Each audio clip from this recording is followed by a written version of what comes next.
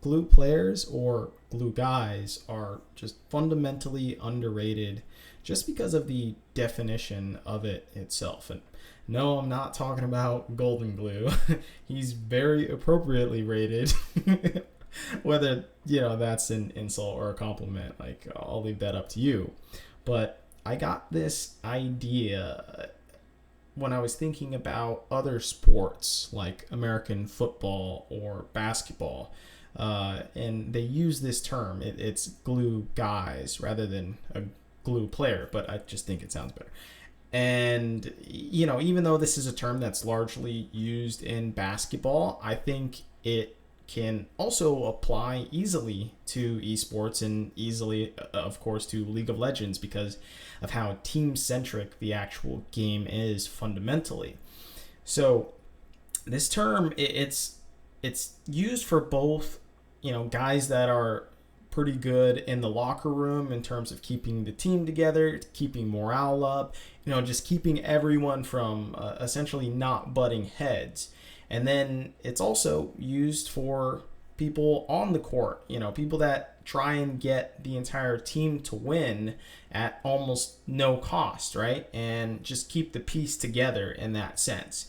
And so I think this can be easily applied to League of Legends, and especially when you talk about stats.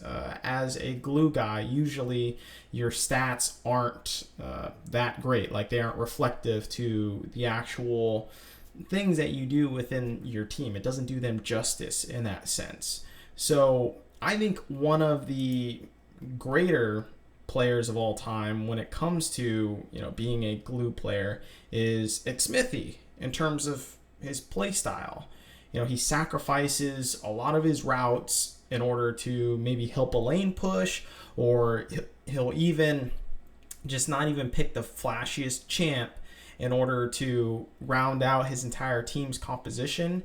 And he's never really asking for that many resources when it comes to helping out any of his other lanes. I mean, famously, of course, on the Team Liquid squad, he would always be down there in the bot lane in order to be ready for a dive or a counter gank or anything like that, when he could easily just say, hey, I need you guys to play back because he's going to be coming down. Enemy jungler is going to be coming down here in about 15 seconds. So I'm going to go farm, and then maybe I'll try and counter jungle and get more farm. That was never Xmithy's playstyle. In fact, he usually matched the actual lane ganks or just regular ganks, I guess, from the enemy jungler, and that often worked in his benefit. But if it didn't, he would just not gain an actual advantage like other junglers would want to do, instead of just visiting that lane and pressuring the enemy jungler off instead. So I just think Xmithy is heavily underrated. His stats don't reflect not even near how well he actually does within his games. And that's also too because our stats within League of Legends itself isn't quite antiquated yet enough in order to actually determine how good a player actually is just based on the raw stats alone. I think stats are much better, determination when talking about traditional sports, although it's not the entire conversation. It still helps quite a lot more because there isn't as much need for context, right? Like damage per minute obviously needs heavy amount of context, right? Like, say if you play Zyra, it's like, yeah, well, you're gonna get a lot of DPM because, first of all, the champion is pretty nuts, right? And then if that adds to your entire overall split stats and you played that champion quite frequently, then yeah, of course your DPM is going to be high. Or of course, if you play Ezreal with a lot of poke, your DPM is going to be high, right? So it's that stats are very inefficient for rating any of these players, but it's also that just Xmithy's ability to sacrifice for the entire team is a good reason as to why he is actually one of the best glue players to ever play in North America, especially given his longevity. And then you go to a player like Santorin.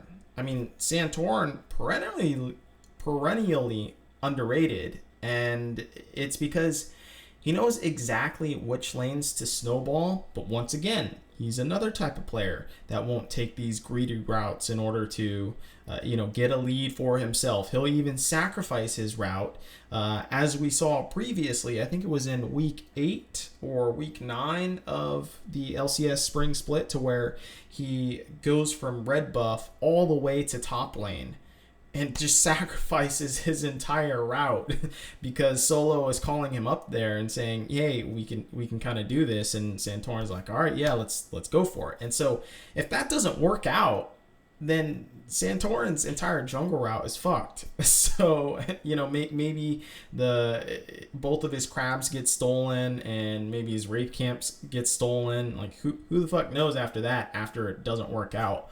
But it did, and it was because Santorin was willing to actually sacrifice that for his teammate.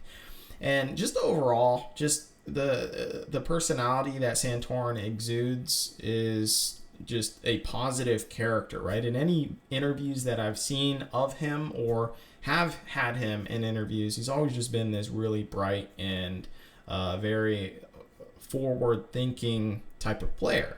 And so I imagine that has to help out with the team atmosphere and everything. And if you hear a lot of his former teammates, they'll all pretty much say that, yeah, Santorin, he was a good guy. He was a good teammate. And then, of course, he's just always looking to improve, even, to this very day, given how long his career has been. And it's just been very impressive, and that's kind of something to look up to. Even if you are a younger player on his team, you may still look up to him, even though he's not the superstar flashy jungler. He's still someone that is very consistent and will give you an actual good product. Not the best product, but he'll give you a pretty damn good one for a run for your money. So it's like this guy holds the entire team together and creates this stable rock in order for everyone to hang on to and maybe do some absurd plays that they may want to do, because Santorin is going to back him up, right? He's always going to be there behind him. And then, you have like over in Europe, for instance, obviously a big name would be Odoamne, right? He's getting a little bit more recognition now, which is cool to see. So I'm glad people are actually realizing that this player is a very good player, because, he's forever willing to play weak side pretty much all the time. And, now this can also be a weakness on its own, too, because, sometimes you need to buckle up and actually try and carry the game. Because your teammates are maybe unwilling to carry the game, right? Or they aren't in a position to, but maybe you are. And so you just have to realize when you're actually in a good position to do that. But most of the time, the cards are stacked against Odoamne, so he's just usually playing weak side. But he's also drawing massive amounts of pressure for the most or latter part of his entire career. So now, I've never heard anything bad about this player's personality from, all the teams that he's been on and everything. I don't know how the metaphorical locker room, as it were, it speaks, good or ill for him. But, nothing bad has really come out from any of his former teammates anyways. So I just think all these players are players in which have incredible value, more value than what they bring as far as name wise or especially stats wise. It's that they round out their teams solidly, and that allows other players to even shine greater, right? Not everyone can be the hardcore carry of the team. And, I say that like figuratively and loosely, as obviously there's, the mid lane carry or the bot lane carry, whatever. But it's the idea that not everyone can get all the resources, all the attention, all the shot calling preferences, as it were. So there has to be someone willing to sacrifice. And I think as oftentimes the glue players. And so when you have players like these that don't have to carry, that can then enable your carry players to even play at a higher level, maybe of which they had never seen previously in their careers. Maybe previously they were a very good carry player, and then suddenly they become a superstar because this other glue player enabled them in order to do that. So I just think glue players hold the team together. I mean, fundamentally, that's why the name came about.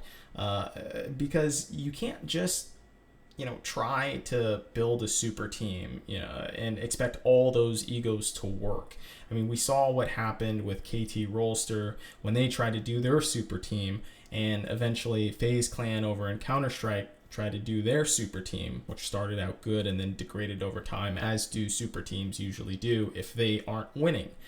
So glue players are very important, and it's kind of a crapshoot when it comes to the personality, because you might not actually know their true personality until they're within the team, which is a large part of a glue player's function. But just even stats wise or playstyle wise, you can at least try and grab one of those players that is not looking to be a superstar player, just from a stylistic point of view, and that will probably have a higher chance to reflect in their personality as well, because oftentimes people that are trying to be the best or trying to hard carry and trying to do everything at once, those are the very outspoken players, right? They want all the resources and they get them for a reason. It's because they are very outspoken. So these glue players are incredibly underrated and undervalued, especially within public discourse, as people talk about great players on a team or who actually won that game for a team, is that these players largely get unmentioned, and it's very sad to see. And I just wanted to put a little bit more recognition as to why these players, first of all, get underrated, but second of all, their actual value within the entire team atmosphere and play style.